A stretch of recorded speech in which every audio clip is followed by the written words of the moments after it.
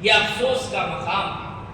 یہاں دیکھیں کہ ایمان کی وجہ سے کتنی تکالیف دی گئی ہے صحابہ کرام کو، لیکن اس کے باوجود کبھی ڈگمگائے نہیں۔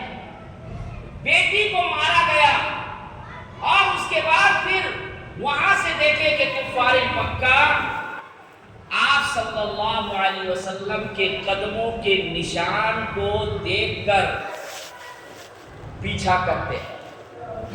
آپ صلی اللہ علیہ وسلم کے قدموں کے نشان کو دیکھ کر جو سراغ لگانے والے ماہر تھے وہ آپ صلی اللہ علیہ وسلم کو تلاش کرنے نکلتے۔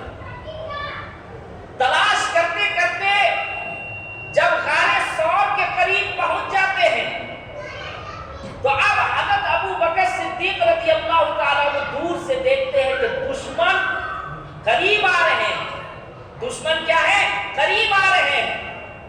تو حضرت ابو بکر صدیق رضی اللہ تعالیٰ عنہ اللہ کے نبی صلی اللہ علیہ وسلم کو فرماتے ہیں کہ اللہ کے رسول دشمن تو غار ثور کی طرف آ رہے ہیں۔ اللہ کے نبی صلی اللہ علیہ وسلم نے فرمایا لا تحزن ان اللہ معنا، کہ ابو بکر غمگین نہ ہو، غم مت کرو، اللہ میرے ساتھ ہے، اللہ میرے ساتھ ہے۔ اس کے بعد دیکھیں کہ اللہ کا حکم ہوتا ہے مکڑی کو کہ تم غار ثور کے منہ پر جالا لگا، کیا لگا دو؟ جالا بن دو۔ اسی طریقے سے کبوتر کو حکم ہوتا ہے کہ تم بھی چند تنکے جمع کر کے اور غار ثور کے پاس انڈے دے۔ اب وہ جو پاؤں دیکھ کر وہ دشمن آ رہے تھے، آپ صلی اللہ علیہ وسلم کے قدموں کے نشان کو دیکھ کر دشمن آ رہے تھے۔ سراغ لگانے والے نے کہا کہ یہی محمد صلی اللہ علیہ وسلم ہے، غار ثور۔ تو پھر جو کفار مکہ تھے، سردار ابو جہل بھی تھا، کہنے لگا کہ کیسے ہو سکتے ہیں یہاں غار ثور میں، کیونکہ یہاں تو کئی سالوں کا پرانا جالی معلوم ہو رہا ہے، جالا۔ اور اس کے بعد جیسے ہی دشمن پہنچتے ہیں تو کبوتر وہاں سے ترنت فوراً اڑ جاتا ہے۔ تو پھر وہ کہنے لگے دشمن کہ بھائی کبوتر ابھی یہاں سے اڑا، انڈا دیا ہوا ہے اور یہاں جالا بنا ہوا ہے، کئی سالوں کا پرانا معلوم ہو رہا ہے، اور تم کہتے ہو کہ محمد صلی اللہ علیہ وسلم یہاں ہے، یہ غلط بات ہے۔ اب وہ نشان لگانے والے کو، سراغ لگانے والے کو ابو جہل برا بھلا کہتا ہے اور وہاں سے نکل جاتا ہے۔ تو اللہ تعالیٰ کا جو ہو جاتا ہے، اللہ تعالیٰ ان کو مصیبتوں سے نکال دیتے ہیں۔ میرے بھائیوں، یہ جو دین ہم تک پہنچا ہے، یہ ایمان والے جو اتنے تعداد میں ہیں، ہمارے نبی صلی اللہ علیہ وسلم کی قربانیوں کی وجہ سے، صحابہ کرام کی قربانیوں کی وجہ سے آج ہمیں اپنے گھروں میں ایمان مل رہا ہے۔ یہ وہ لوگ تکالیف برداشت کیے، اس لیے اپنے ایمان کی حفاظت کرے۔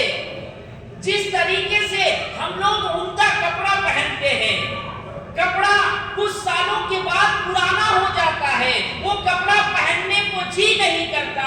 اگر ایمان پر محنت نہیں کریں گے، ایمان بھی کمزور ہو جائے گا، پرانا ہو جائے گا، وہ کپڑا جو پرانا ہو گیا اسی کی طرح۔